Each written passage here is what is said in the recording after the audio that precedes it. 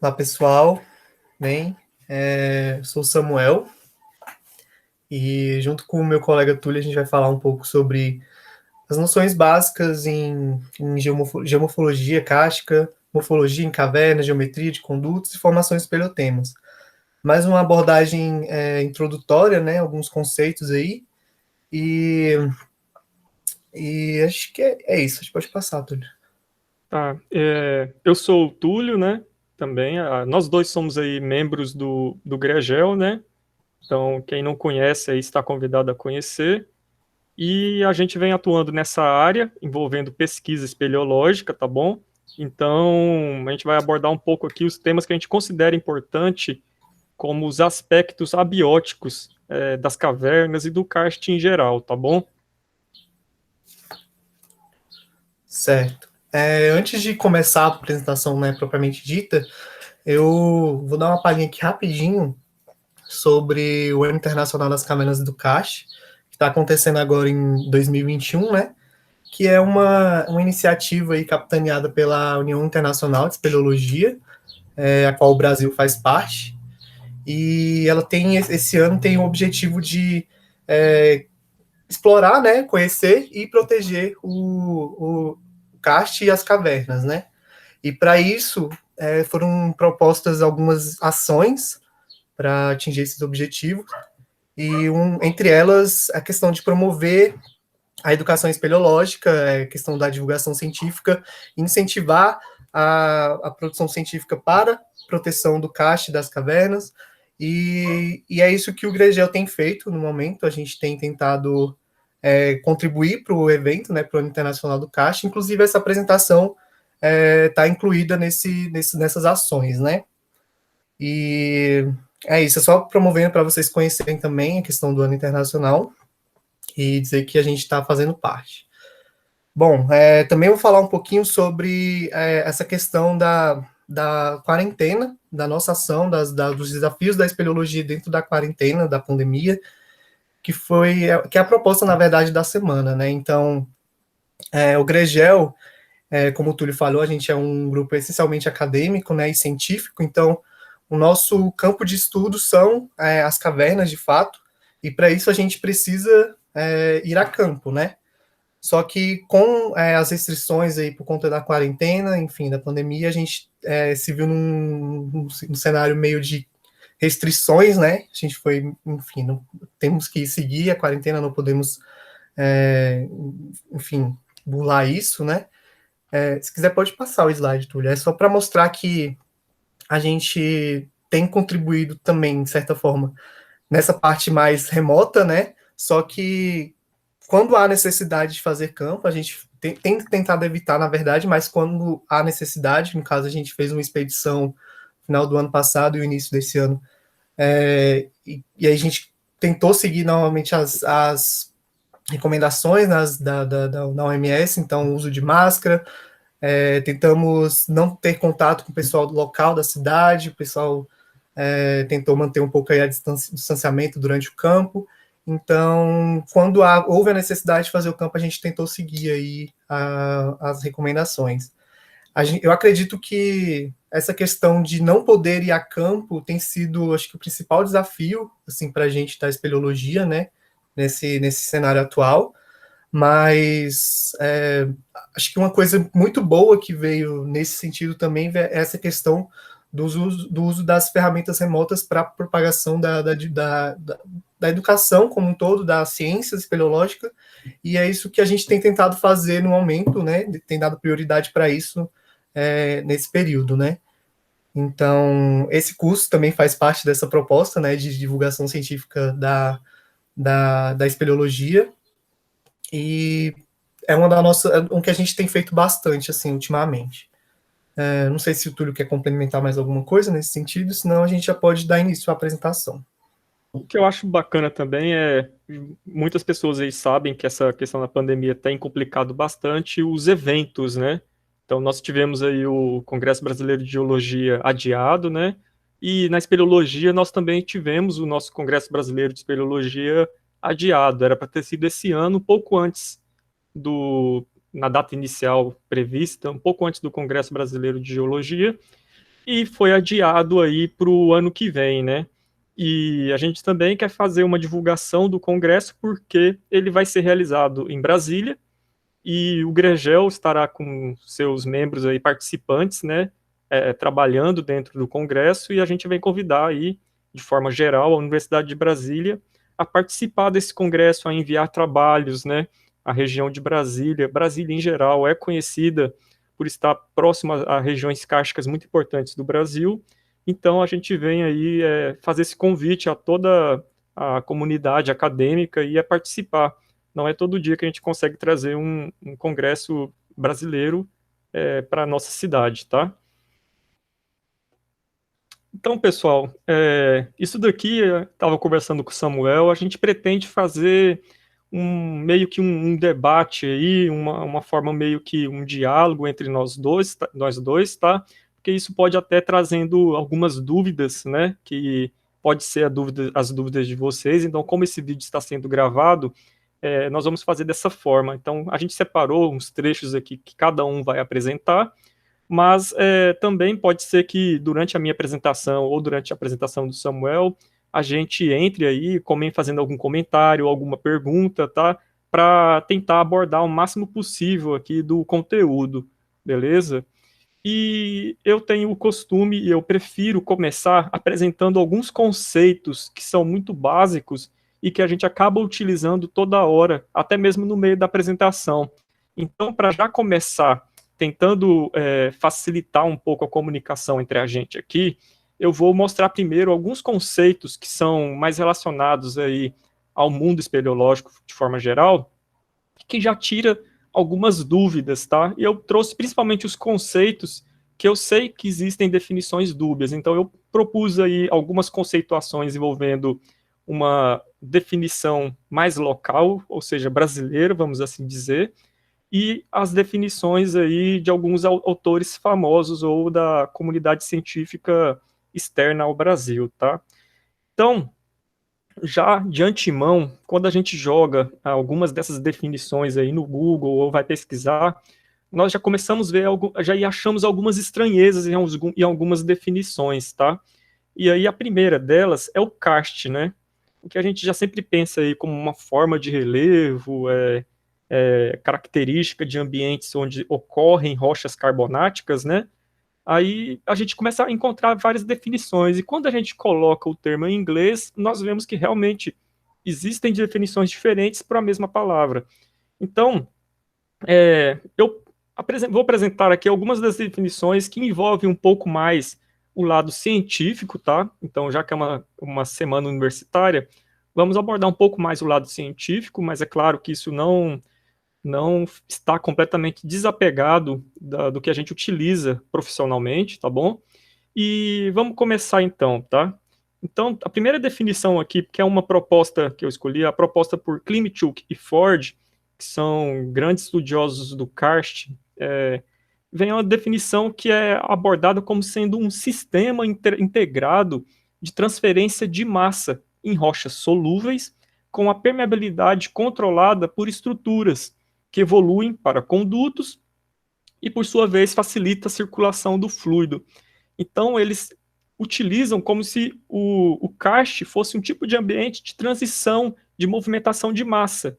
Porque você está transformando rocha, que é algo sólido ali, em um material solúvel dentro da água e está transportando isso para outro lugar. Então, essa relação aí de dissolução de rochas de permeabilidade diferentes, ela tende a seguir uma estruturação preferencial, que por sua vez vai evoluir para condutos. Essa estruturação é o quê?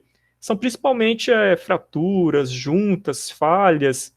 Então, essas estruturas são pontos onde ocorre a maior permeabilização de fluidos e que, por sua vez, vão aí circular dissolvendo as rochas, tá? Já o White, em 1999, ele já traz uma abordagem um pouco mais completa e complexa, voltada para a interpretação do karst como sendo um sistema aquífero, tá? Dominado por três tipos de porosidade, sendo porosidade em condutos, fraturas e matriz. O que é essa porosidade em condutos, fraturas e matriz? E como assim? Como é um sistema aquífero, o karst? Então, pessoal, quando a gente estuda um pouco de hidrogeologia, um dos tipos de aquífero que a gente estuda é o aquífero físcero-kárstico. É um aquífero bem complexo, tá? Ele tem padrões bem irregulares de vazão, de permeabilidade, e isso se explica principalmente por essa questão da dissolução preferencial ao longo de fraturas. Quando a gente fala fraturas aqui, nós podemos imaginar fraturas pouco abertas pela dissolução, tá bom? E isso evolui. Quando a dissolução já vamos dizer assim, ocorre por um maior tempo, isso vai evoluindo cada vez mais para condutos. E a matriz seria o quê? Seria aquele tipo de porosidade intergranular. Então, entre os grãos e a água vai percolar e vai poder dissolver também de forma mais homogênea o nosso maciço rochoso. Ocorre essas subdivisões, elas acabam que facilitam o nosso entendimento, tá? E, e ajudam a nossa compreensão de como que o karst evolui. Vocês não viram aqui nesses conceitos eu abordando o tipo de rocha, tá, pessoal? Então, a gente sempre pega os carbonatos porque elas são as rochas com uma relação que ocorrem são mais frequentes, que têm uma relativa alta taxa de dissolução, tá bom? Mas não é obrigatoriamente o karst não tem que necessariamente estar relacionado a rochas carbonáticas. Basta que a rocha se dissolva. E aí essas condições de dissolução também vão reger as formas que o karst vai ocorrer, tá? Mas de forma mais simples, vamos pegar o karst como sendo as formas de relevo aí formadas a partir da dissolução por fluidos de forma direta ou indireta, tá bom?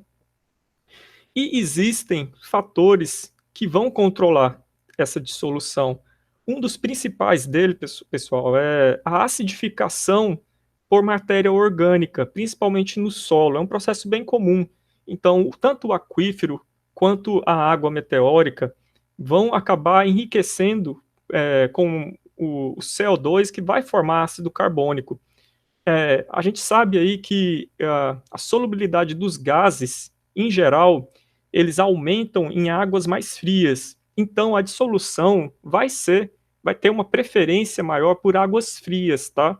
Porque eles vão conter mais gases e, por consequência, o ácido carbônico, beleza? Então, o ambiente ácido também vai favorecer a dissolução do corpo maciço, né? Então, uma água neutra tem menos capacidade de dissolução do que uma água mais ácida, beleza? E a introdução a altos índices de CO2, principalmente de fonte orgânica, tá? Favorece bastante a dissolução também das nossas rochas. Abundância de água, lógico, né? É o solvente que a gente está comentando aqui. E, logicamente, o tempo de contato. Se essa água passa rapidamente por um sistema kárstico, não existiu tempo de contato suficiente para que ocorra a dissolução, acaba que a gente não vai formar as feições kársticas, tá bom? Pensem nisso sempre num sistema vadoso freático, tá, pessoal? A dissolução ela ocorre muitas vezes na interface ar e água. Ocorre preferencialmente nessa interface, mas ocorre também em condições puramente freáticas e em condições puramente vadosas, e a gente vai discutir isso um pouco mais para frente. Um contraponto que eu já quero adiantar para vocês é o seguinte: existem fatores de precipitação também de carbonatos, que são os carbonatos secundários aqui no caso, não é o carbonato que formou aquele maciço rochoso. Então, como a gente já havia comentado aqui, como isso é um sistema de transferência de massa, o que acontece? Essa transferência de massa, ela também vai acabar movendo essa massa de carbonato para outro lugar de forma secundária, que será discutido mais à frente aí, mas são os espelhotemas, já adiantando para vocês. E o que vai favorecer a precipitação dos espelhotemas? Então, calor é uma condição que favorece a precipitação de espelhotemas. Um ambiente básico, por quê? Esses espelhotemas vão nascer da água, que tem características básicas, porque elas são ricas em cálcio. Então, elas vão acabar favorecendo a precipitação de espelhotemas, condições básicas. A ventilação a gente vai discutir isso um pouco mais. Então, do mesmo jeito que condições de alto nível de CO2 favorecem a acidificação, a ventilação que retira o CO2 vai favorecer a precipitação de carbonatos. Condições mais áridas também, aridez, vai favorecer a precipitação, né? E também o tempo de contato baixo. Então, se a água ficar muito tempo isolada em um ambiente fechado, confinado, ela não vai favorecer a precipitação de espeleotema. Então, tem que ter essa condição de equilíbrio, de movimentação aí para ter a circulação de CO2 e, consequentemente, a formação de carbonatos, beleza? Então, como que é mais ou menos essa condição aí de todo o ambiente kárstico, né? Nós podemos entender ele como sendo um ambiente com várias formas de relevo, né? Então, aqui existem os carrens ou os lapiás, as dolinas, os pouges, represas de tufas, planícies com formas residuais, nesse caso aqui representados por torres. Temos também a condição do equilíbrio aqui da zona de deposição. Então, essa é a forma resultante externa. Mas todo o ambiente kárstico, ele também evolui no subterrâneo, que é aí que é o que traz a nossa condição de estudo preferida aí, que são as cavernas, tá? Então, é mais ou menos assim que evolui o ambiente kárstico, tá? Existem vales cegos, dolinas, então tudo um pouco que tem uma certa relação com uma água, tá? Então pensem no karst como resultado da interação rocha-água, principalmente guiados pelos parâmetros que envolvem a dissolução. O karst, em diferentes regiões do mundo, ele tem feições diferentes e o caráter da rocha também é outro fator extremamente importante que controla como que o karst é exposto, né? Então, outro conceito introdutório aí que acaba trazendo diversas dúvidas para o público mais leigo e geral é a definição básica aí do que a gente chama de caverna, ou aqui no caso a gente gosta de utilizar o termo cavidades naturais subterrâneas, tá? E aí a gente pode pegar a definição da lei, tá bom? Que é todo e qualquer espaço subterrâneo penetrável pelo ser humano com ou sem abertura identificada, popularmente conhecido como o quê? Caverna, gruta, lapa, toca, abismo, furna e buraco, incluindo seu ambiente, o seu conteúdo mineral e hídrico, as comunidades bióticas ali encontradas e o corpo rochoso onde as mesmas se inserem, desde que sua formação tenha sido por processos naturais, independentemente das dimensões ou do tipo de rocha encaixante. Contudo, algumas modificações pontuais nessa definição vieram a caracterizar de forma distinta aí, como a gente chama os abrigos, que são o quê?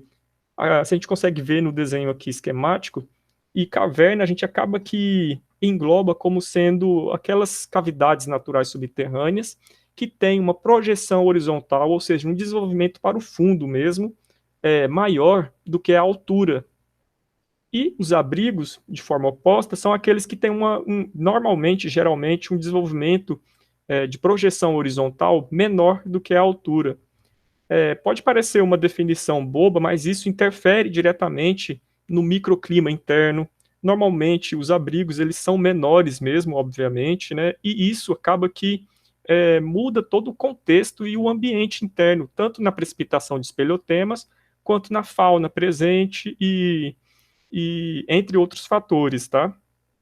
E o abismo nós podemos pegar como sendo aquele que tem um desenvolvimento vertical maior do que um desenvolvimento horizontal. Então, é praticamente um buraco vertical, tá bom? Então, algumas definiçõezinhas aí para a gente já ficar alinhado, tá? Outro conceito introdutório que é bem importante e abre espaço para diversas discussões aí é um conceito básico aí do que é a espeleologia, né? Nós podemos separar aí a palavra espelaion, que é a que deu origem, como sendo cavernas, e logos são estudos, né? Então, nós podemos ter uma definição que é aplicada aqui no Brasil, que ela adaptou um pouco esse conceito aí dos estudos das cavernas. Como que a gente apresenta essa definição? Ela é a ciência ou o esporte que se preocupa com o estudo e a exploração das cavernas naturais subterrâneas. Pode-se dizer, portanto, que o espeleólogo é aquele que explora, documenta, estuda e interessa-se pela conservação e preservação das cavernas. Então, eu até anotei aqui, é uma definição aplicada e divulgada no Brasil, tá? Então, a primeira definição. Contudo, nós podemos ter exemplos aí de como que o pessoal divulga isso fora do país. Isso é consensual, está todo mundo de acordo, é desse jeito mesmo que a gente define, e até na prática mesmo, eu tive essa experiência, eu acho que é um pouco diferente, principalmente para a espeleologia americana, tá? Então, uma outra conceituação que é proposta, ela aborda como sendo ao pé da letra mesmo, é o estudo científico das cavernas e das características do karst. Ela envolve o entendimento do que constrói o relevo, a estruturação, propriedades físicas, história e as formas de vida e os processos de formação, que são chamados de espeleogênese. Tá? Então, do espelho aí, cavernas, e gênese, né, o nascimento das cavernas. E a mudança ao longo do tempo, que é o que forma a evolução aí da espeleomorfologia, tá? Então, o conceito aqui da definição americana, vamos assim dizer, ela já tem uma abordagem mais ao pé da letra, né? Então, é mais uma ciência, a espeleologia é uma ciência mesmo. Aqui no Brasil, a gente pode tê-la como uma ciência, pode tê-la como sendo uma profissão, ou como sendo um esporte que envolve bastante exploração de cavernas, tá? Entrando nessa aí de definições, a gente acaba encontrando e debatendo sobre o tema do que é o profissional ou a pessoa que estuda ou que trabalha com espeleologia em geral, tá? E aí, mais uma vez, por questões que eu não sei definir bem, mas aqui no Brasil, a gente não separa muito bem o limite do que é uma pessoa que vai para a caverna de forma amadora, ou a outra pessoa que vai de forma científica, ou daquela que vai através de forma profissional, fazer trabalhos, tá? Então, isso principalmente nos conceitos aí americanos, existe uma classificação distinta para essas pessoas, tá? Então, traduzindo ao pé da letra, nós temos o termo caverneiro, que aqui no Brasil é quase utilizado de forma pejorativa, tá? Mas fora do país isso não tem problema, tá? Não é visto de forma pejorativa, não. E o que seria o caverneiro ou o spelunker fora do nosso país? É basicamente a pessoa que entra em cavernas, sem preparo de equipamentos e que está naquelas primeiras visitas às cavernas. Então é aquele turista, é a pessoa que entra numa caverna e é isso. Basicamente, vamos dizer assim, é o nível mais básico da pessoa que está ali começando a sua vida ou começando a ter um interesse pela espeleologia, tá? Depois nós temos um outro termo, que é o caver, também traduzido aí ao pé da letra como caverneiro, que é a pessoa que de forma amadora frequenta cavernas. Contudo, ele já começa a ter conhecimento de segurança, ele utiliza-se de equipamentos adequados e ele respeita as cavernas. O principal propósito de um caver, vamos assim dizer, é a recreação e a apreciação das cavidades. Então é a pessoa que ela está indo para a caverna, mas ela já está ali toda equipada, ela tem noções ali de segurança. Normalmente, quando ele vai para uma caverna, ele deixa um sobreaviso, uma pessoa que tenha noção de onde ele está indo. Então, já é uma evolução, vamos dizer assim, natural do spelunker. E como é visto o espeleólogo lá? Pode ser entendido como a evolução do caver, porque ele vai ter toda essa relação do conhecimento envolvendo a segurança dentro de cavernas, ele também respeita as cavernas, logicamente, contudo, a diferença está no propósito. O espeleólogo ele tem como seu principal objetivo a aquisição de dados científicos, mas não é apenas para a ciência. Essa aquisição de dados científicos ela pode se dar também de forma profissional. O objetivo dele é fazer uma topografia ou coletar dados hidrogeológicos, geológicos, biológicos, climáticos, etc. Então, o espeleólogo, vamos dizer assim, é aquele que já vai ter que ter uma capacidade maior do que os caverneiros, porque ele vai estar atuando para tirar respostas de dentro da caverna, tá bom? Então, normalmente, acaba envolvendo aí um conhecimento um pouco maior mesmo, tá bom? Então, aqui eu coloquei até alguns dois exemplos, tá? Para vocês terem uma noção. O Indiana Jones, ele certamente seria um spelunker, tá? Então, ele está procurando alguma coisa dentro da caverna ali, algum tesouro, algo assim. Enquanto isso, o espeleólogo já é aquele que tem o completo domínio aí de técnicas, né? Diversas técnicas de exploração, e ele busca sempre aí um entendimento maior das cavernas. Isso não quer dizer que não corre riscos, tá? Então, como sendo também, como toda profissão, existem riscos, e o espeleólogo em si, principalmente aqueles que vão para a área mais de exploração, né? Então, eles acabam sendo um pouco mais susceptíveis ao risco de acidentes, né?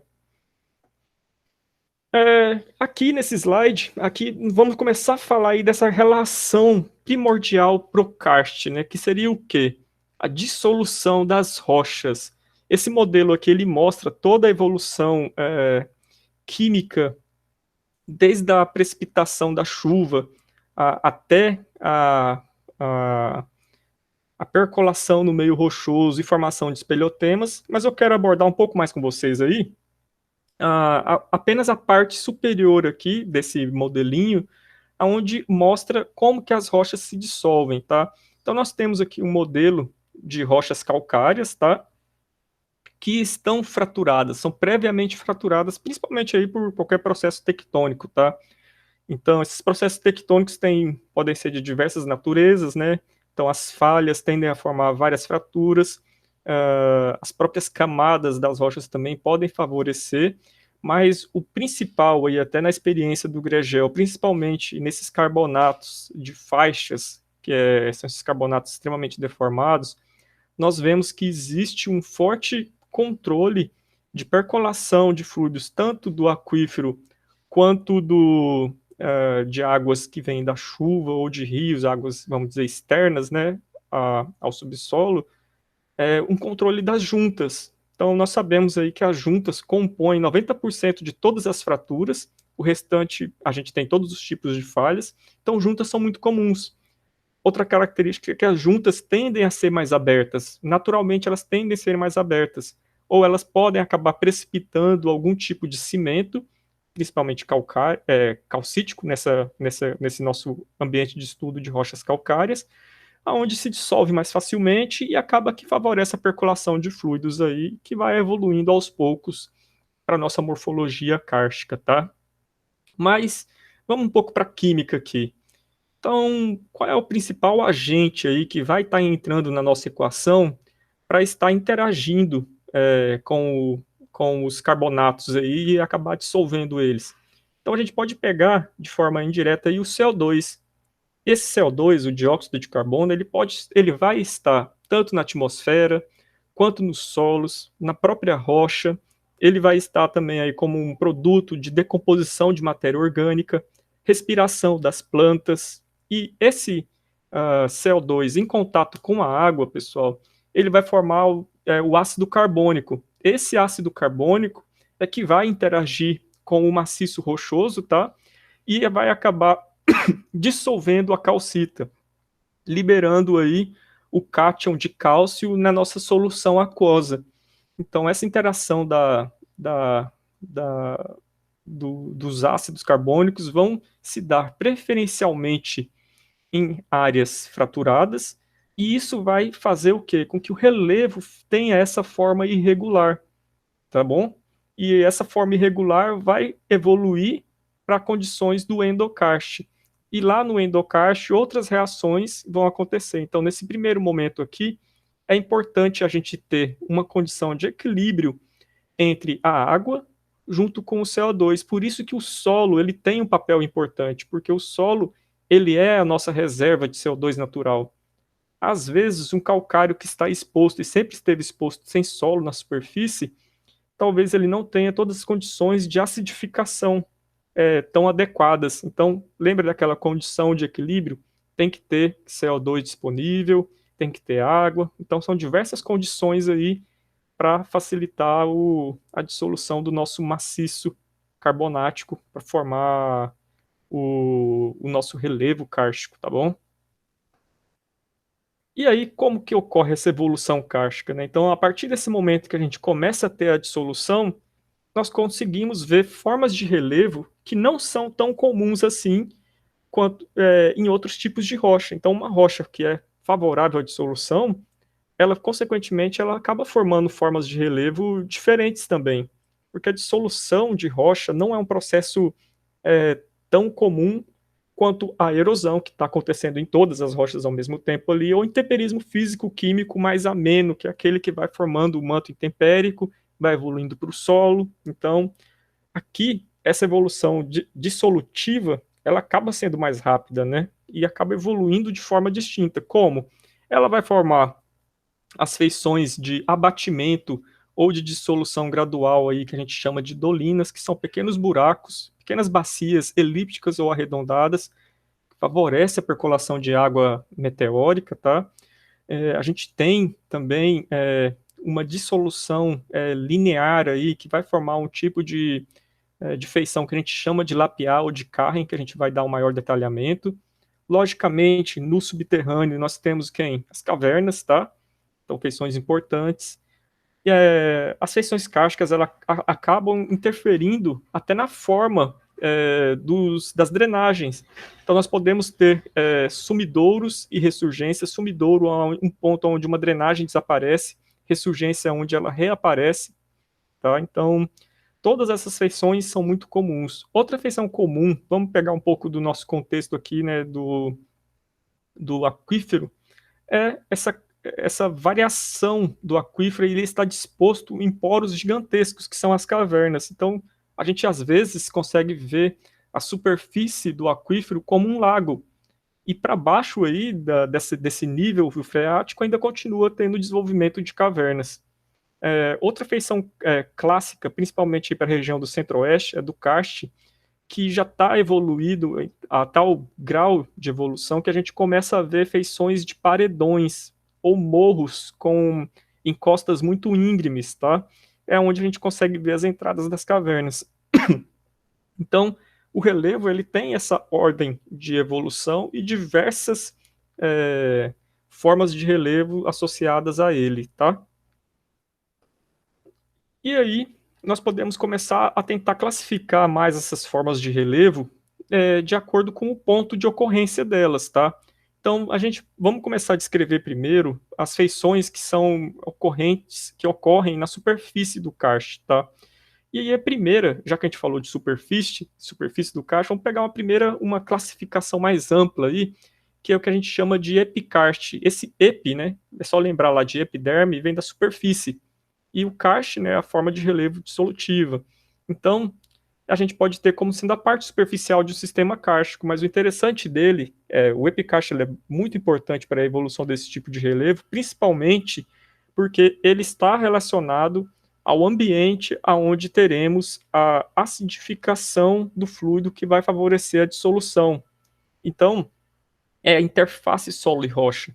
É ali onde tem um importante papel da interação da vida, enriquecimento da nossa água meteórica em CO2 e, consequentemente, em ácido carbônico, tá?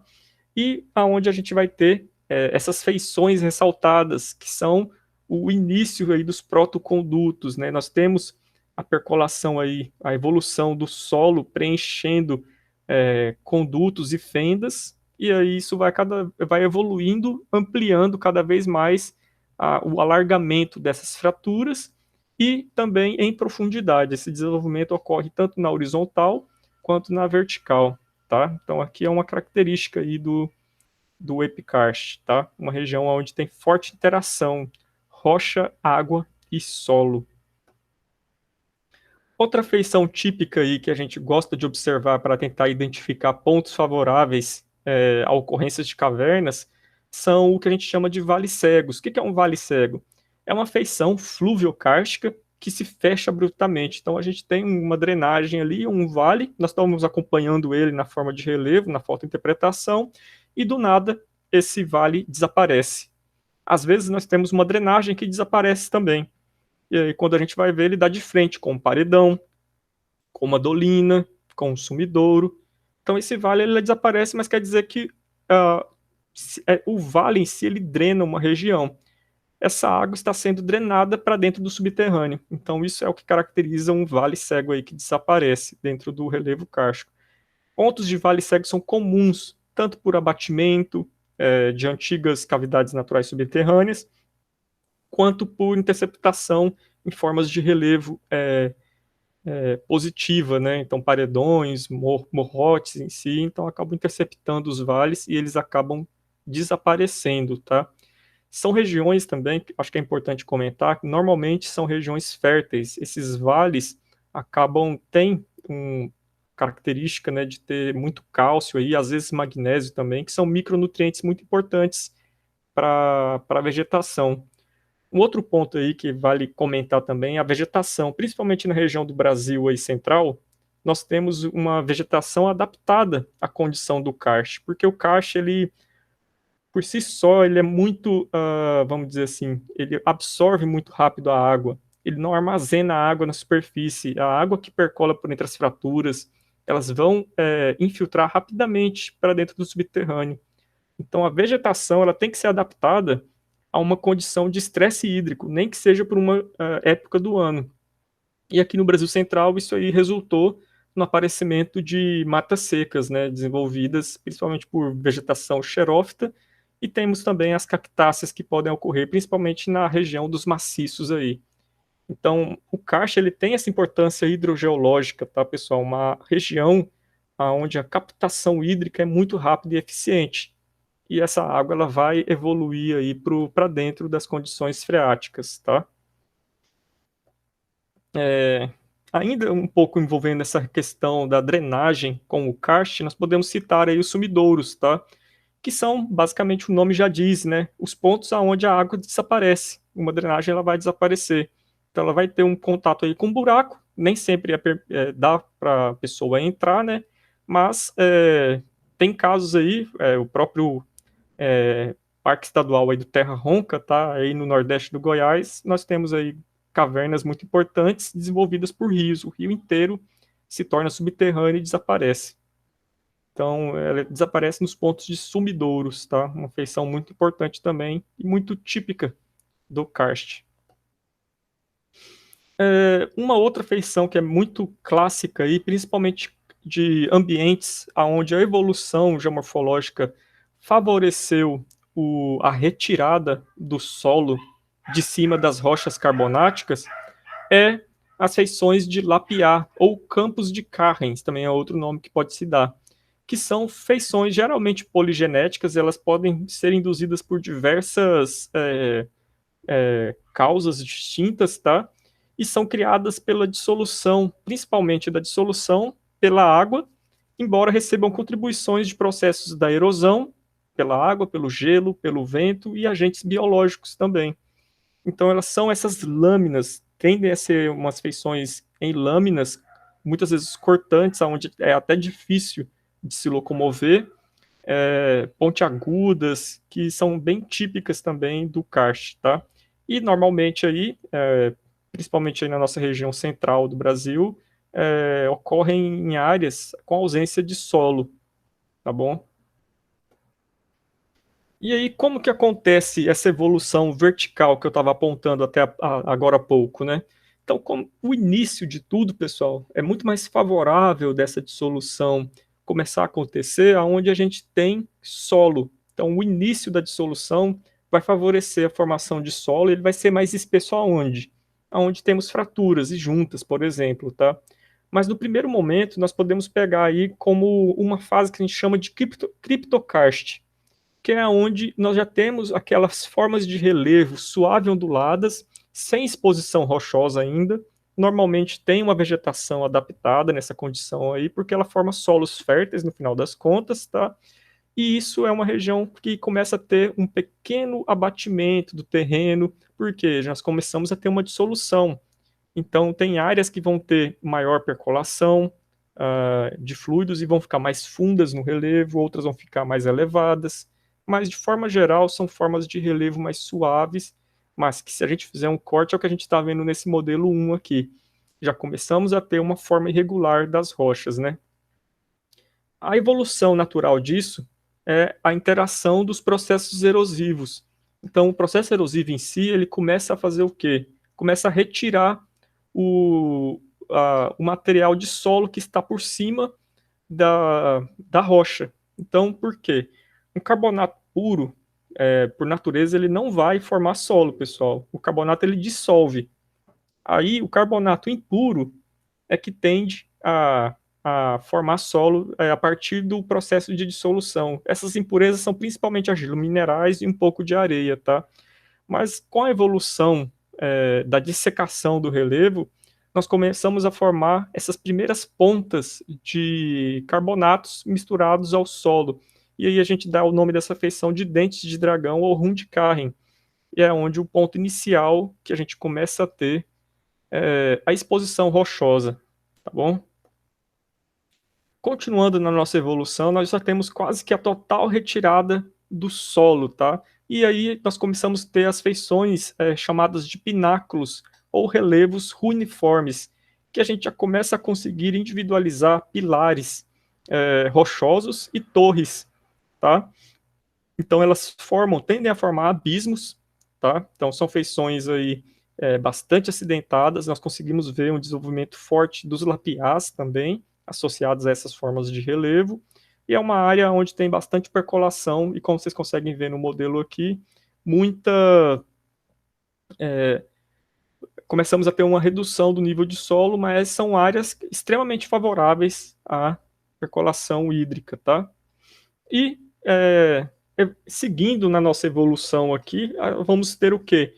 O alargamento dessas torres. Então elas vão começar a ser mais alargadas entre si, e nesse processo aí, que a gente está tendo uma dissolução agora, nem tanto mais na vertical, mas é mais na horizontal, a gente pode ter um pouquinho mais de acúmulo, desde que haja a fonte de sedimento, acúmulo de solo. Então isso aqui é o estágio evolutivo do Parque Nacional de Tsing, que é onde deu o nome a esse tipo de forma de relevo, e ele fica ali na região de Madagascar, tá? Então são feições com as pontas muito ricas em lapiás, né? Então já indica aí o início de todo esse processo que pode voltar a se repetir, e as torres tendem a ficar mais isoladas, formando grandes fendas dissolvidas aí, tá bom? O último processo de evolução seria a fase que a gente chama de fase evoluída, onde nós já começamos a observar o preenchimento quase que total, mas a gente chama de imparcial, desses espaços que foram dissolvidos na fase anterior. Então começa a ter um preenchimento, a sedimentação de solo dentro entre os espaços das torres. E aí ficam evidentes que algumas torres começam a ficar mais isoladas. Então nós conseguimos ver, por exemplo, massas de solo em altos pontos do relevo. Então é uma condição que já mostra que esse karst que ele já é velho, é evoluído, tá? E podem formar feições isoladas, morrotes isolados. Então lembra bastante aquela topografia, aquele relevo típico da China, com morros calcários isolados e uma planície em volta bem plana, né? Então esse seria o final da nossa evolução vertical aí da dissolução do karst, tá bom? Depois desse processo, nós podemos citar uma outra feição kárstica muito comum, uma das mais comuns, na verdade, e que auxilia até na identificação de formas de relevo kársticas. É uma das principais formas de relevo vinculadas a impactos decorrentes do karst também, que são as dolinas, né? O que são as dolinas? De forma geral, elas são formas de relevo circulares ou elípticas, tá? E elas podem se formar por diversos motivos. Então, mas principalmente pela dissolução ou por abatimento, tá? Então, como dissolução é um processo gradual de formação de relevo, similar ao que a gente tem aqui na evolução kárstica, tá? É uma evolução de cima para baixo do relevo, onde a dissolução vai carreando aos poucos o sedimento e vai formando essa depressão, tá bom? Elas tendem a ser depressões, são pontos, ótimos pontos de recarga, já que ela é uma depressão, a água meteórica vai escoar preferencialmente ali e vai cada vez mais dissolvendo e evoluindo o relevo. Uma outra feição seria da condição onde temos uma caverna subterrânea se formando e a questão do sobrepeso acaba que faz com que haja o abatimento da estrutura. Então a gente chama de dolina de abatimento ou de colapso, tá? Enquanto que o outro processo de subsidência a gente chama de processo de subsidência lenta. Mas aí a gente pode acabar evoluindo para a nossa caracterização um pouco mais detalhada. Existem dolinas que elas não vão ter uma cavidade associada abaixo, elas vão ter apenas fendas por onde o material foi dissolvido, foi levado, né, em solução. Temos aí, de novo, a condição das dolinas de abatimento, onde tínhamos uma caverna e houve o abatimento do teto. Nesses casos específicos, é muito favorável a ocorrência de cavernas, né? A gente continua vendo a caverna desenvolvendo lateralmente. Temos aquela condição onde há o colapso, mas é do solo que está por cima do maciço. Isso aqui é bem comum na região central da Bahia, esse tipo de forma de dolina, tá? Temos aquela que ela já foi encoberta, ela chegou a existir e processos de deposição, ela foi acumulando e resta apenas uma pequena depressão. Existem aquelas dolinas que a gente chama de cobertura, que é o mesmo processo de abatimento, contudo aqui, nesse caso, o abatimento ocorreu em outro tipo de rocha, tá bom? Que não a rocha calcária, vamos assim dizer, que tem ali na subsuperfície. E temos também o processo onde o solo é levado embora entre as fissuras que foram dissolvidas. Então é uma dolina de subsidência, mas de sufusão, que a gente chama, onde o solo é transportado para dentro das fissuras. Então aqui mostrando um modelinho, um corte e um perfil aqui em uma pedreira, tá? Da forma de uma dolina. Normalmente tem um acúmulo de solo, preferencialmente, dentro das dolinas, né? Essa imagem eu já mostrei anteriormente, mas é interessante ressaltar ela, que essas feições onde temos as plantações são dolinas também. Certamente porque que foi preferencialmente plantado aqui, porque o solo deve ser mais espesso do que na condição lateral aqui, onde pode ter rocha logo em pequenas profundidades, né? Então elas acabam sendo condições favoráveis a acúmulo de água preferencial, então tem uma condição específica favorável ao plantio. Então temos essas típicas aqui que acontecem em relevo plano, então a gente não espera um relevo kárstico associado e do nada a gente encontra uma dolina de abatimento aí em solo, né? Às vezes o solo é até muito espesso, mas ainda assim ele forma essa feição de abatimento. E feições gigantescas aí, né? Abatimentos de cavernas muito grandes, então formam paredões aí de mais de 100 metros, tá? Então temos também o caso do Buraco das Araras, Buraco das Andorinhas, tá? Que são bem importantes, e aqui temos até uma drenagem associada. Agora nós vamos falar um pouco mais da questão do endokarst, tá? Endo vem de dentro, então é o que está dentro do karst. Então aqui é onde temos as formações dos espelhotemas, o desenvolvimento de condutos seguindo diferentes camadas ou estruturações tectônicas dentro do subterrâneo, desenvolvimento de condutos, né? Os espelhotemas interagindo aí com raízes, dissolução preferencial ao longo de algum tipo de estrutura, então a gente consegue avaliar. Conseguimos também ter a interpretação das formas de conduto aí, representando a história de como o aquífero se comportou, tá? Então aí a gente vai discutir isso um pouco mais agora, principalmente com relação à morfologia das cavernas. Antes de mais nada, essa morfologia, ela é descrita em relação à forma do mapa das cavernas, então por isso acaba sendo importante, cientificamente falando, nós mapearmos as cavernas, mas também é importante ter a compreensão da diferença da morfologia do conduto. Então, nós temos aí um padrão que a gente chama de dendrítico, que é esse que está exposto no modelo A, o padrão reticulado, no padrão B, a anastomosada e o padrão ramiforme ou espongiforme, tá bom? E aí a gente vai discutir um pouco melhor eles à frente. Mas o padrão dendrítico, pessoal, esses padrões estão relacionados à gênese da caverna. Então, aqui nesse modelo tridimensional, ele vai ser legal para a gente conseguir ver mais ou menos e entender como que acontece, é, como que se formam esses padrões de cavernas, né? Então, o padrão dendrítico, ele tem uma forte relação com a transferência de água vadosa, onde tem os pontos preferenciais de recarga, e isso vai favorecer um padrão como se fosse uma drenagem. Então, o dendrítico aí, ele é muito parecido com uma drenagem em superfície, só que está dentro do subsolo. Então, a água de um rio vai estar passando ali e formando esse tipo de padrão.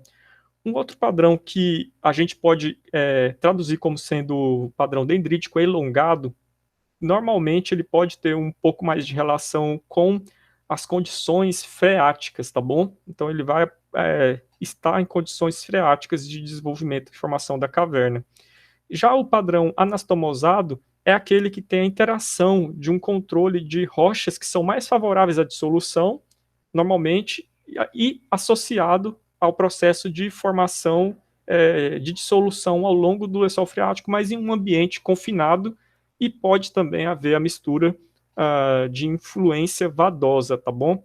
E por último, nós temos aqui o que a gente chama de, pode ser padrão treliça ou padrão labiríntico, aonde a gente tem esses padrões repetitivos, angulares, e é formado principalmente pelos processos que a gente pode chamar de hipogênico, que é aquela recarga subterrânea, a água vem de baixo para cima, tá?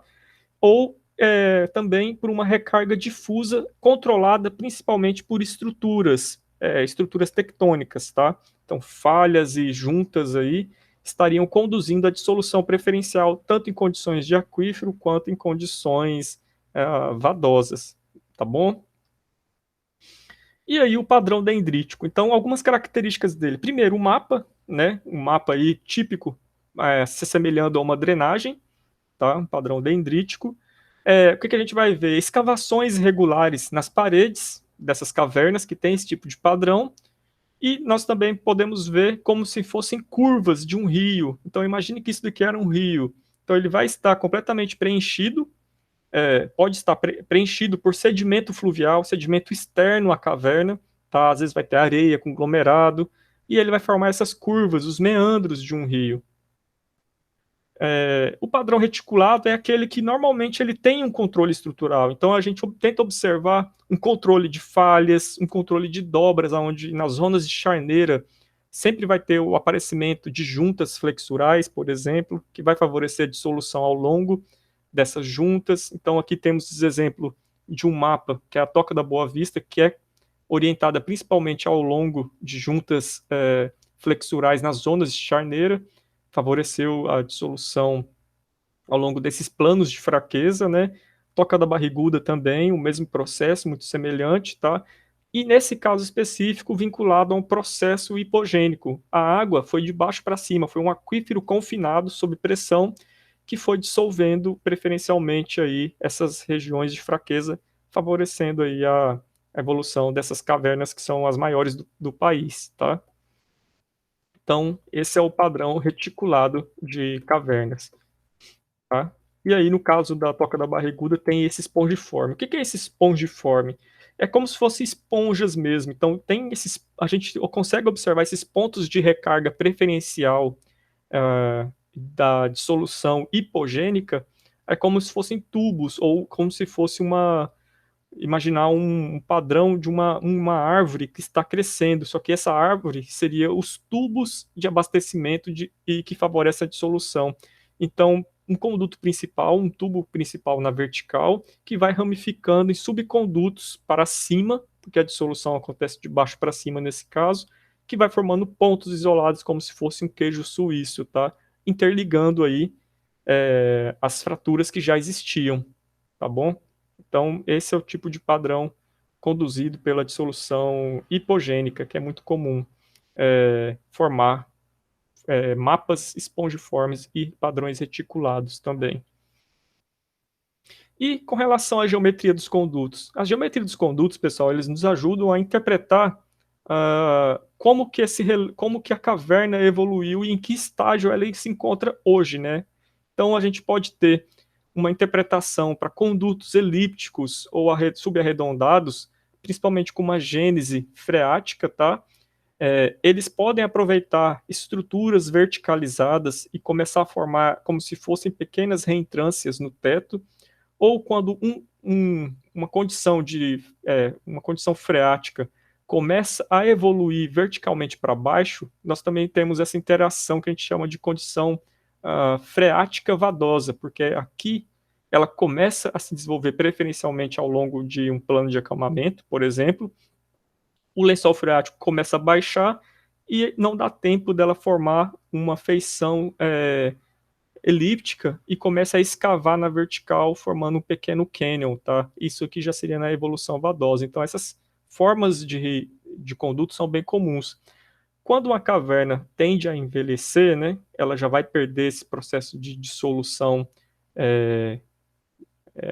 ocorrente, né? A gente está na condição completamente freática, já temos só ar dentro do nosso conduto, e as condições estabilizatórias fazem com que haja queda de blocos e abatimento de blocos. Então, uma caverna que ela já está nesse estágio, a gente já começa a interpretar que ele já é uma caverna já mais evoluída, mais madura, tá? Hidrogeologicamente falando. Então, a gente interpreta aí formas de conduto como sendo freáticas ou sob interferência vadosa, e ambas estão susceptíveis ao abatimento, tá?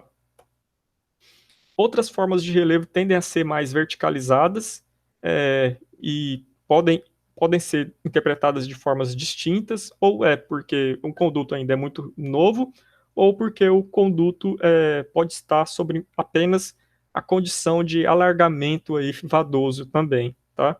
O controle estrutural é o que rege como que esse conduto vai se desenvolver também, as direções, então a dissolução preferencial sempre vai ser controlada, ou quase sempre vai ser controlada, pela geometria das fraturas que estão no maciço, tá bom?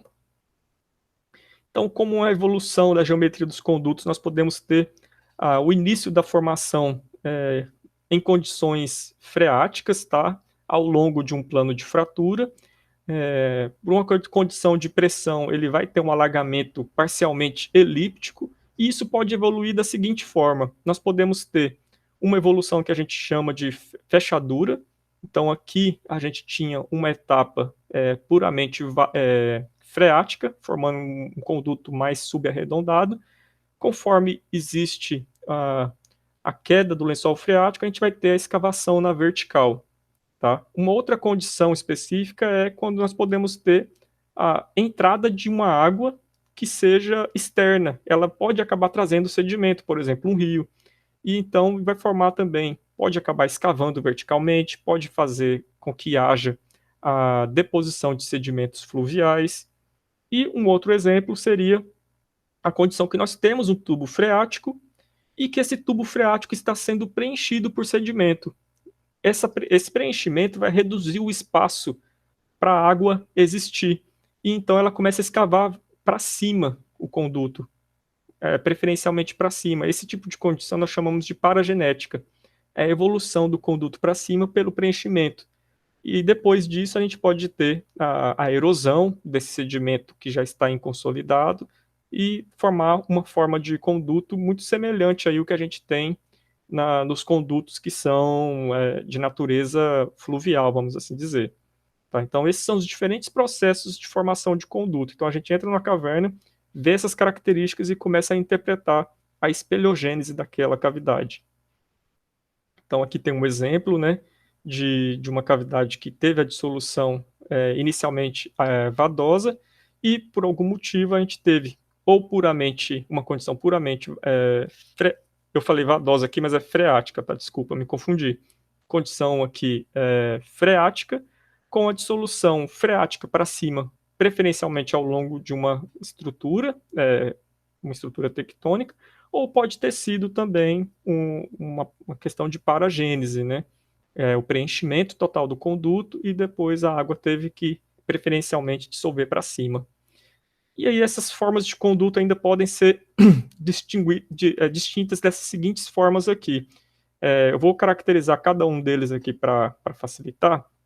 Nós temos um conduto que a gente chama de anastomosado, que é aquele que vai dissolver preferencialmente uma camada que é mais susceptível à dissolução. Então ela vai estar normalmente confinada em um plano horizontal ou subhorizontal, vai estar ocorrendo no mesmo nível daquela camada favorável. Normalmente são aquíferos confinados também que formam esse tipo de caverna. Tá? Então aqui um exemplo dessas feições que indicam condição de confinamento, tá? Ficam todo anastomosado mesmo. Conduto freático ele tende a ser elíptico, ele dissolve de forma igual tanto o substrato quanto as paredes e o teto. Então a gente pode ver que existe um certo alargamento aí, mais ou menos no eixo horizontal dessa figura. Possivelmente pode ser uma camada, uma fratura, uma falha, e aí, logicamente, vai dissolver preferencialmente ao longo dessa direção. Por isso que eles sempre ou são circulares ou eles são elípticos por causa dessa dissolução diferencial. Então está aqui mostrando mais ou menos o modelo evolutivo. Tá? Então, essa variação aqui, a forma da parede, ela acaba variando, porque mesmo dentro de um contexto apenas de rochas carbonáticas, existem camadas que são mais resistentes à dissolução e outras que são menos resistentes. E aí formam essas formas irregulares mesmo de condutos, tá? E uma fratura na vertical é a que tende a conduzir e direcionar para que lado esse conduto está indo. Então esse é um padrão bem comum aí que funciona bem. Então mais uma foto aqui ilustrando o que a gente está dizendo, né?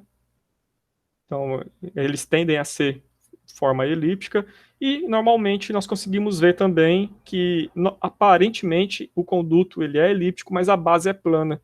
Muitas das vezes é porque tem entrada de sedimento externo e deixa a base plana do conduto, tá? O outro conduto é o freático ao longo de fratura, então ele pode ser, vamos dizer assim, inclinado, né? Ele é alongado ao longo da fratura, que é a área que tem maior permeabilização. Aqui é um exemplo ali da gruta primeira delas, na região ali do Morro da Pedreira, ali em Sobradinho, né? Então a gente vê esses horizontes com menos susceptibilidade à dissolução e horizontes com maior susceptibilidade, e o conduto evoluindo aí ao longo de uma junta que está preenchida por calcita. Então é um veio preenchido e é onde tem a dissolução. Nesse caso específico, formou-se até uma pequena ponte, uma camada que dissolveu menos e ficou aí resistindo como em forma de ponte, tá? Um tubo freático, tá? Formando aí sendo uma junção do plano de acamamento com um plano vertical de fratura. Então a gente tem esse padrãozinho de como se fosse uma ponta, um subconduto acima. Nesse caso aqui ele está representando uma evolução vadosa. Vadosa não, desculpa, uma evolução paragenética.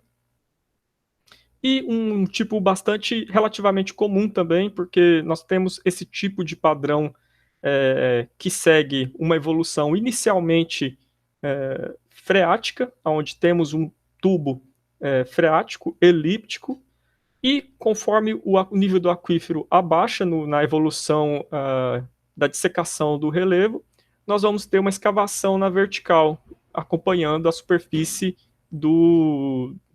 a superfície freática. E aí tem esse padrão que a gente chama de fechadura, que é bastante comum também. Então a gente tem aí a evolução que ela pode ser gradual, pode parar em um intervalo onde ela não evoluiu muito, mas também pode existir esse padrão aí que é bem típico, tá? Existem também condições onde a percolação da água vadosa pode formar rupturas abruptas, formando cachoeiras ou shafts também dentro das cavernas, tá? E normalmente isso aqui pode estar associado à deposição de sedimentos fluviais. Então aqui a gente vê dentro da caverna uma intercalação de depósitos de faces fluviais com intercalação de argila, areia e cascalho. E aqui, nesse caso específico, a gente vê como parte dessa deposição até mesmo um espelhotema, uma estalactite, tá? Já voltados para a interpretação de evolução puramente vadosa, nós temos o que a gente chama de fissura ou rift, que são fendas dissolvidas, principalmente na vertical, que acompanham estruturas tectônicas, como juntas ou falhas. Então, são condutos que podem ser relativamente apertados, aonde o desenvolvimento vertical é muito maior, tá? Então, esses aqui são exemplos ali das cavernas da região de vazante. Essa daqui é uma gruta que está logo na entrada, que é uma gruta turística. E o final, a evolução final aí das cavernas, a gente tem o abatimento dos blocos. Então as camadas vão desplacando cada vez mais e vai formando esse padrão irregular com um substrato cheio de blocos, né? Isso dificulta a interpretação, porque a gente perde a forma original do conduto, mas é um processo comum que ocorre em cavernas mais maduras, né? Ela pode ir tendo os abatimentos gradualmente até se tornar uma dolina quando intercepta a superfície. E como feições muito importantes aí como o Brasil em si ele tem cavernas muito importantes, nós podemos mostrar aqui as principais províncias brasileiras. Então, vou passar rapidamente aqui, só para vocês terem a noção de que existem essas províncias, né? O Grupo Bambuí está aqui também, é uma das principais províncias, se não a principal província espeleológica do Brasil.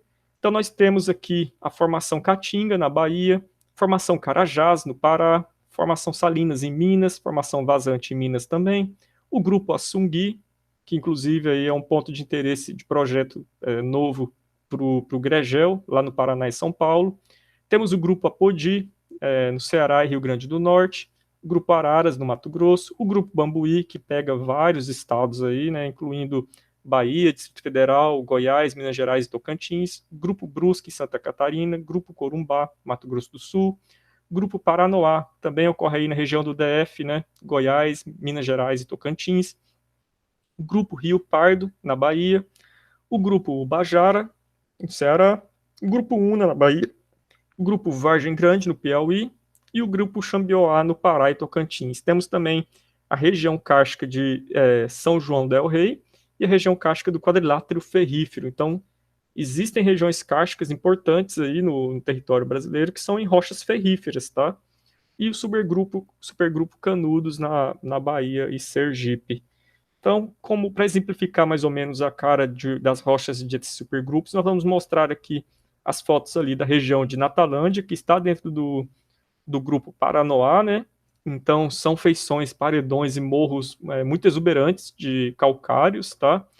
Onde existe um controle estrutural muito forte no desenvolvimento de cavernas, são regiões aí de forte estruturação, falhas de empurrão e os carbonatos completamente dobrados e fraturados, né? Isso favoreceu uma evolução complexa, mas que passou por estágio vadoso, tá? Na dissolução dos condutos de várias cavernas ali. E existe uma gênese muito especial com relação à formação de espeleotemas. Então, ali a gente tem espeleotemas de sulfato. Então, cada uma dessas regiões aí tem características intrínsecas dentro delas que acompanham aí toda a relação da geologia, com a forma de relevo, como isso evoluiu no passado, o clima, como que o clima influenciou. Então, cada uma dessas regiões ainda tem que ser estudadas e existe muito potencial no nosso país, tá? Agora eu passo a palavra aí para o Samuel. Bom, muito legal, Túlio. Bom, basicamente tudo que o Túlio falou até agora entra nessa primeira parte aqui, a parte de cima desse processo de formação de casting de cavernas, né? Espeleogenético. E agora a gente vai abordar um pouco mais essa segunda fase, que é a parte mais interna do endocaste, a parte de deposição mineral. Está associado justamente à formação dos espeleotemas, né? No caso, o Túlio já explicou basicamente como que acontece esse processo, mas só para dar uma relembrada aí, tudo começa com a água meteórica, né, a água da chuva, que vai estar dissolvendo o CO2 presente na atmosfera e também no solo.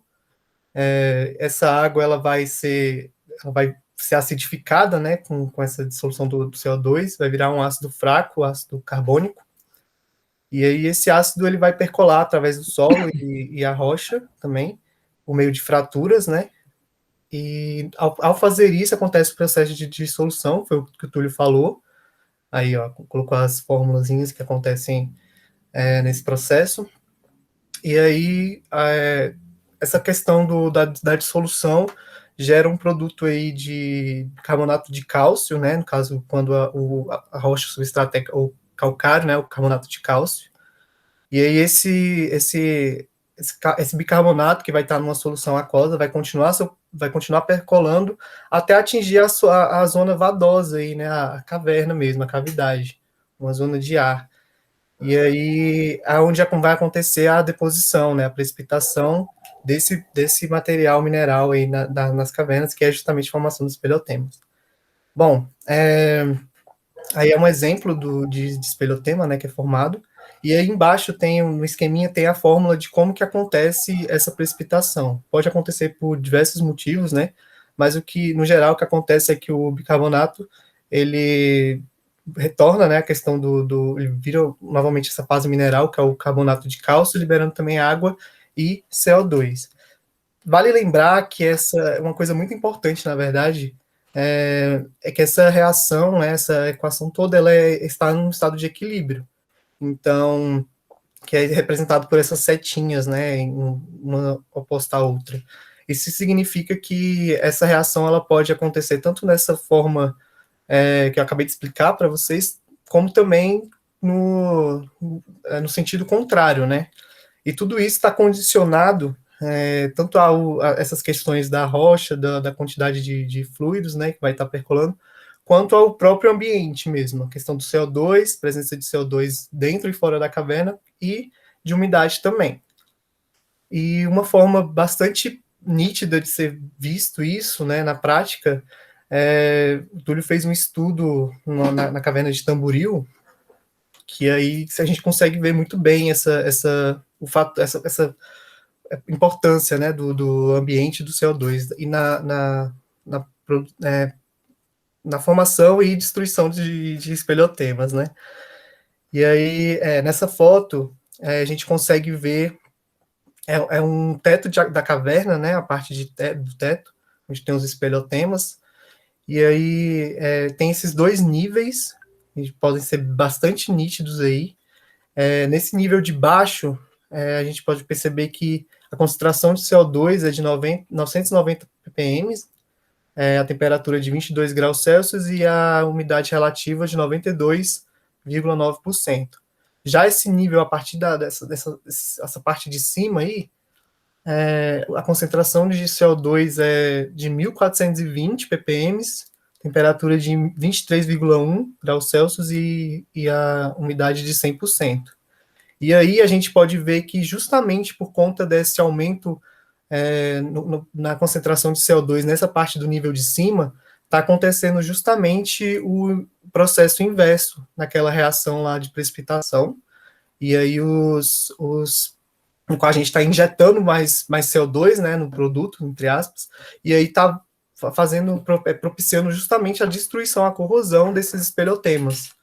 A gente vê aqui nessa parte de cima que os espeleotemas já são todos corroídos, né, enquanto na parte do nível de baixo está propiciando a formação de novos espeleotemas, os coralóides envolvendo as estalactites. E aí é só para provar que essa questão do ambiente também está extremamente presente, né, influencia diretamente na formação dos espeleotemas e destruição também. Então, acho que é isso. Pode isso. Aí também esse esqueminha é bastante interessante, também é para mostrar a influência tanto do ambiente interno da caverna, quanto do externo vai estar associado à precipitação de espeleotemas, né? E aí, por exemplo, nesse primeiro esqueminha aí, da estação seca, no qual a gente não tem chuva, né? E aí, consequentemente, não vai ter tanto fluido percolando a rocha e trazendo o CO2 aí capturado da atmosfera e do solo para dentro da caverna. No entanto, Nessa estação, essa época do ano, o ar atmosférico externo à caverna, ele normalmente é mais frio, né? E aí, por conta da questão de densidade relativa mesmo do ar, esse ar é empurrado para dentro da caverna e expulsa o CO2 que está dentro da caverna para fora. A gente está vendo aí na setinha vermelha. E ao fazer isso, você está tirando o CO2 de dentro da caverna, né? Tirando aquele produto, né? Da equação, e tá, embora não tenha tanta precipitação não tenha tanta percolação de fluidos, né? Que propicia a precipitação de carbonatos, né? De espelhotemas, tá saindo o CO2, então tá indo na direção inversa, né? Já na estação chuvosa, a estação da chuva, embora tenha maior percolação de fluidos, né, ou seja, está entrando mais água na caverna, o ar também é mais seco, então entra mais quente, o ar externo, então entra esse ar por densidade relativa, né, ele vai ter uma menor ventilação dentro da caverna, então o CO2 dentro da caverna vai continuar constante, vai ser alto, e isso vai, embora tenha uma maior precipitação, vai impedir, vai dificultar a precipitação de carbonatos, né, de espelhotemas. Só para ter uma noção de como que o ambiente, né, está envolvido na questão da precipitação dos carbonatos e da deposição dos espelhotemas.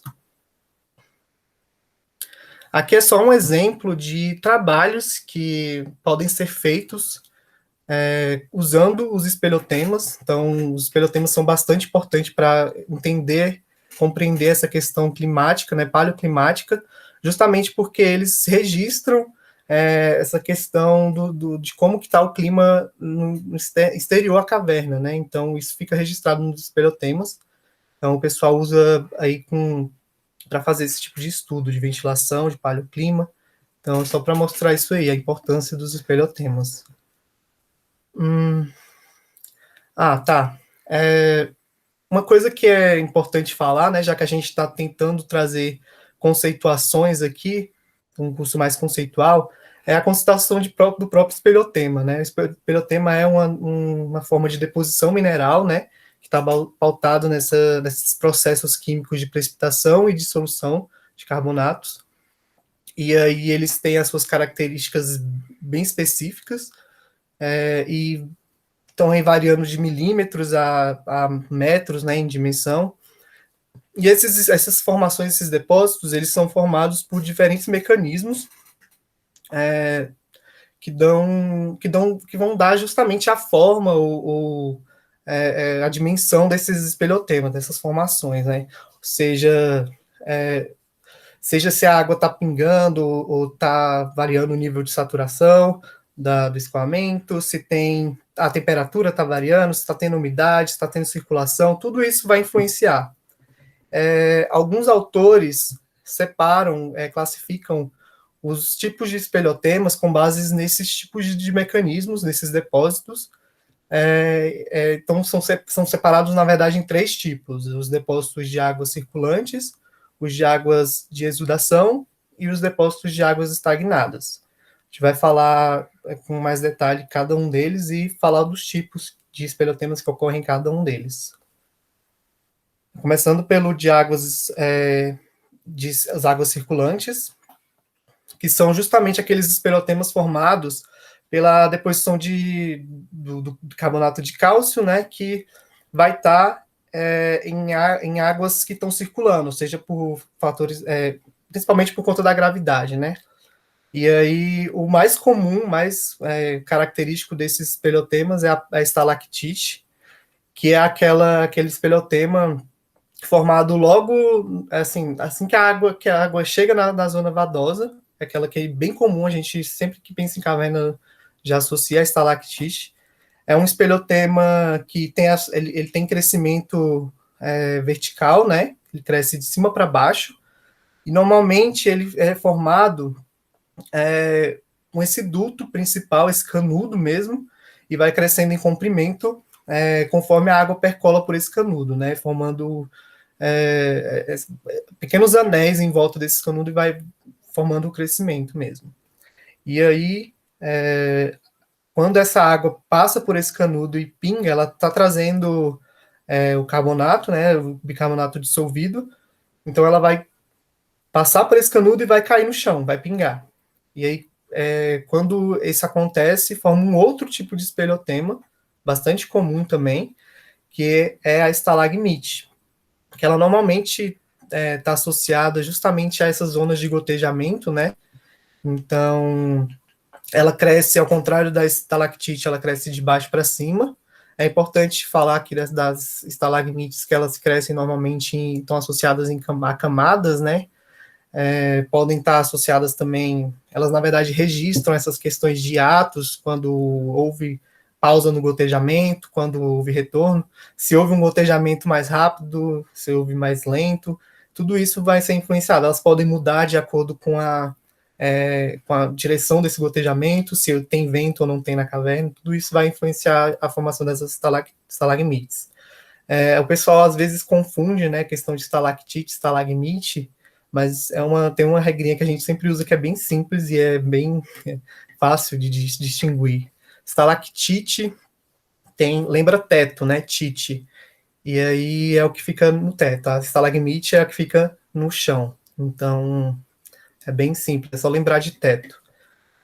Bom, seguindo aí águas circulantes, a gente tem as colunas, que são quando uma estalactite e uma estalagmite se encontram, né? Normalmente isso acontece de forma gradual, né? Então, quando isso acontece, elas param de crescer em comprimento e aí começam a crescer em diâmetro, né?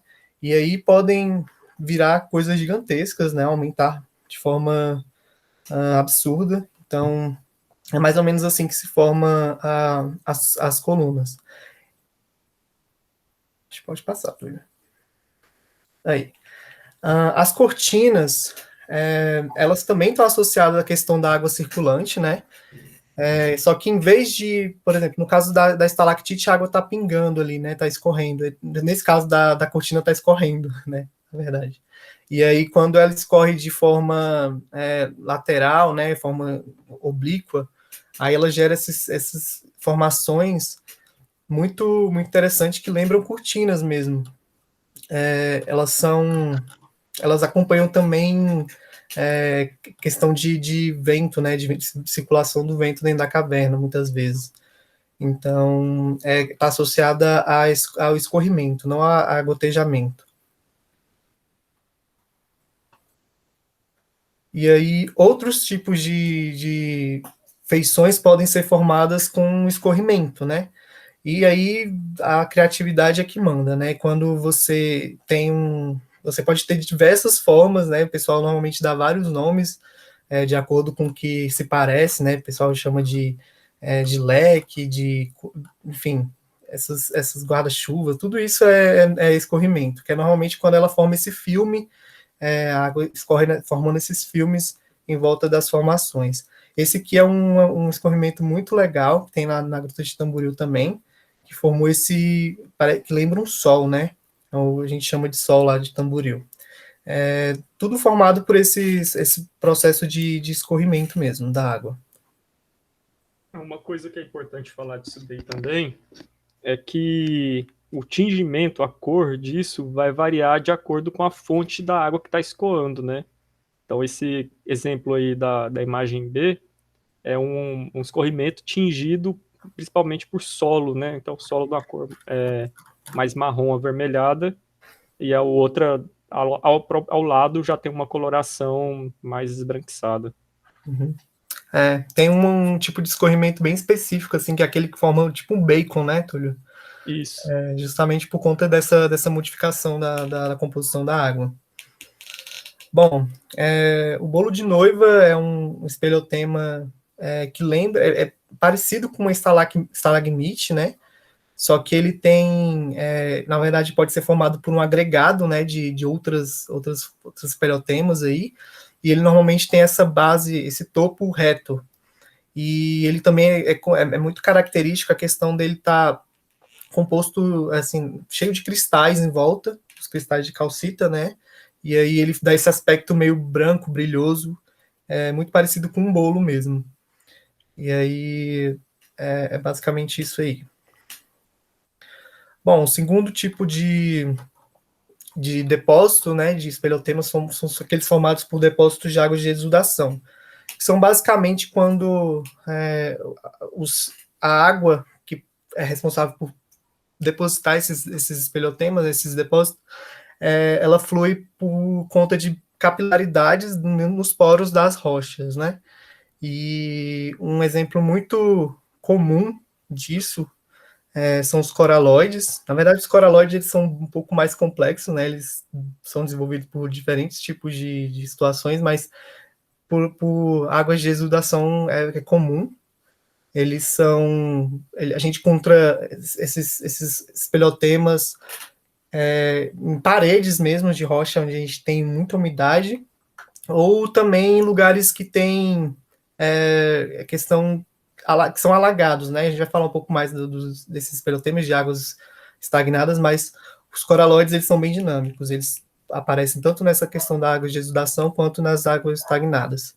Essa imagem aí da direita é uma micrografia, né, de um coraloide, só para mostrar que eles têm esse crescimento concêntrico, né? Essas laminazinhas vão crescendo uma em cima da outra, e eles têm esse formato meio de nodular, né? Meio de pipoquinha, ou couve-flor também, como são chamados. São associados justamente a essa precipitação de microgotículas de água, né? Formadas em lugares com muita umidade. Eu acho que dá para acrescentar também que eles são espeleotemas muito sensíveis à variação climática dentro da caverna, né? Então, Uhum. até pela forma e a morfologia deles, né, essas são muito frágeis, mas também são frágeis a essa condição climática. Por exemplo, aquele caso que o Samuel exemplificou anteriormente, da aumento da concentração de CO2, eles vão ser os primeiros a sofrerem as consequências da dissolução, né? Então, eles são espeleotemas que são sensíveis, são muito frágeis, né? Principalmente os coraloides subaéreos, né? Formados em condições aí fora da água, mas pela exudação, né? Uhum. Eles também estão bem associados à questão da ventilação dentro da caverna, né, Túlio? É. A elictite também é formada questão de águas de exudação, né, águas capilares, e ela lembra uma estalactite, ela tem esse caráter de canudo também, mas esses canudinhos eles seguem de formas quase que desafiando a lei da gravidade, né, seguem para o lado na horizontal, isso justamente porque esse mecanismo de águas de capilaridade, e também tem a questão da ventilação, isso está associado também. Mas é basicamente essas espeleotemas que crescem de forma mais loucona, assim, né? As flores e as flores de gipsita e aragonita são também formadas nesse tipo de depósito, né, de águas de exudação. É um hábito, na verdade, desses minerais, hábito acicular, né? Então eles tendem a formar essas agulhas, né, essas flores. Então pode acontecer também nesses ambientes. Esse, Por esse fim, daqui é só uma adição. No caso específico das flores de gipsita, é importante que exista o enxofre, né, para formar esse sulfato. Tem que estar disponível, né? isso. E aí a gente pode até ver a ocorrência deles crescendo em solos, porque o solo tende a ter um maior acúmulo aí da matéria orgânica, às vezes ele está em um ambiente mais anóxico, e aí favorece o crescimento de flores de gipsita, tá? Uhum. Mas Flores de. as de aragonita, elas são associadas a ambientes de ar estagnado, ar mais parado, e aí favorece a formação delas. Uhum. Essas flores de gipsita, elas também são bem características. O pessoal usa muito para diagnosticar cavernas de hipogênese, né, Túlio? Às Muitas vezes vezes. sim, isso, porque a hipogênese ela tem essas relações mais fortes aí com ácido sulfúrico também, aí pode acabar formando é, espeleotemas de enxofre em geral, né, gipsita ou outros. Legal. E por fim, os depósitos de água estagnada são aqueles que formam espelhotemas a partir de represas, né, represamentos, águas paradas dentro da caverna. E aí, o exemplo mais clássico, acho que desse tipo de depósito são os travestinos, as represas de Travestino, que são esses laguinhos, essas piscininhas, né, que são formadas quando a água se estagna em algum lugar. Elas normalmente começam a precipitar nas bordas, né, e eles vão crescendo de forma, um pedacinho de borda por vez, então vai aumentando nesse sentido. Muitas vezes está associado também a coralóides. Coralóides podem aparecer dentro dos travestinos, é muito comum, mas é basicamente formado nesse sentido, de águas estagnadas. Elas são, a gente classifica como água estagnada, mas existe a necessidade de um pequeno fluxo de água. Pode ser um fluxo rápido também. A gente vê muito travertino em rios que saem de cavernas, por exemplo, que tem muito teor de cálcio muito elevado. Então, ali no Mato Grosso, a gente acaba vendo bastante. Mas, apesar da gente classificar como água estagnada, ainda existe a necessidade de um pequeno fluxo. Tá? Então, esse caso aí dessa foto da direita exemplifica um pouco. Pela própria morfologia ali, de onde as piscinas estão crescendo, a gente imagina que seja uma associação também com a água de escorrimento. Então, está tendo escorrimento, a água estagna nas piscinas, favorece a precipitação, mas também tem que ter um pouco de escoamento, nem que seja em um período do ano, né? Com maior fluxo hídrico. A gente pode ver muito essa questão das escadinhas, né? Que é justamente por conta desse escorrimento, né? Isso. Bom, as pérolas, elas também são chamadas de psólitos, né? E elas são formadas justamente quando você tem uma água que está saturada aí de minerais, né? Ela envolve algum fragmento de rocha, no caso até da esquerda tem umas conchas, né? Que estão envolvidas aí, e aí precipita o material em volta como um filme, em volta desse núcleo, e acontece como os coralóides, eles vão crescendo conforme novos filmes vão crescendo em volta desses núcleos, né?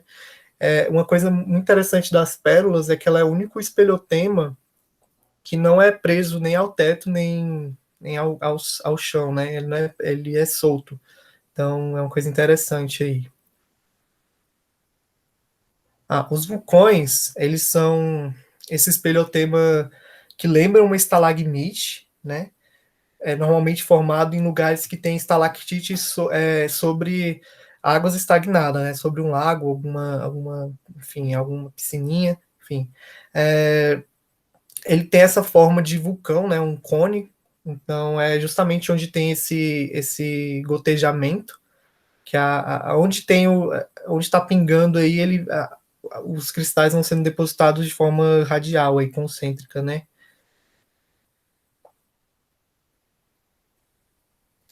Bom, aqui também essa imagem só para realçar aquela questão de quanto que os espeleotemas registram a atividade atmosférica que está acontecendo fora, né, no exterior da caverna. Tudo isso, essas mudanças, por exemplo, questão de enxofre sendo jogado na atmosfera, sendo por atividade vulcânica também, questão de mudanças no oceano, tudo isso gera mudanças da atmosfera que estão sobre essas cavernas, e porventura podem estar sendo. Todo esse processo, na verdade, podem ser registrados por conta dos espeleotemas, e é justamente aquela questão de mudanças climáticas, foco daqueles estudos, né? Então a gente pode usar os espeleotemas para avaliar tudo isso. Então é só para reforçar a questão da importância também dessas formações. Não só variações climáticas, como também, às vezes, até mesmo variações ambientais externas.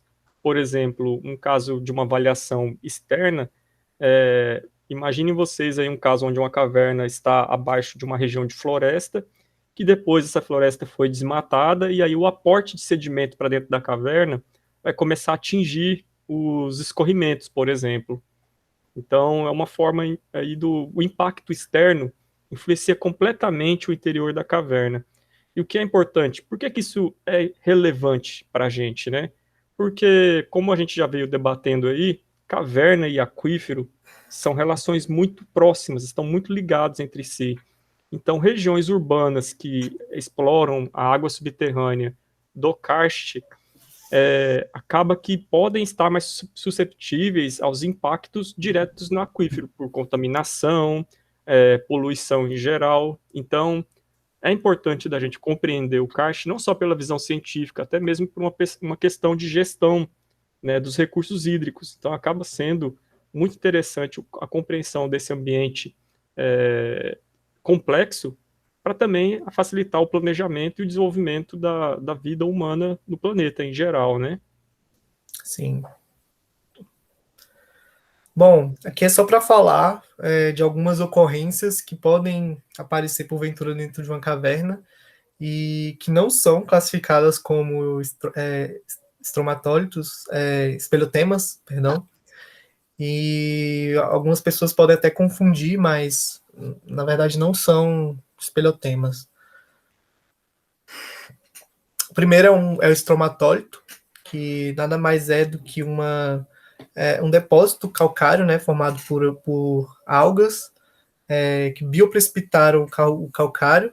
Eles são a parede da caverna, né, gerou o calcário da parede da caverna. Então, normalmente, eles aparecem justamente nas paredes, assim. Então, tem essas formas, assim, de colônias, né, de colunas, podem ser domos também. Então, está associada justamente a essa atividade de micro-organismos, né, algais, formadores dessas estruturas. Eles são muito anteriores à caverna, né? Eles são o que compõem a rocha hospedeira da caverna, né? Então a caverna se dissolveu os estromatólitos que expõem eles, né? Não é que eles cresceram diretamente na parede, né? Eles cresceram formando a rocha em si. Uhum. Justamente, eles depois vão formar a parede da caverna. Da caverna. Aqui são os boxworks, são justamente precipitações de minerais ao longo de juntas, né, ou veios, e aí de fraturas. E aí, quando esses minerais se precipitam, cristalizam, eles formam esses padrões meio ortogonais, né, formando lembram caixas, né? Então, justamente por conta disso que chamam de boxwork.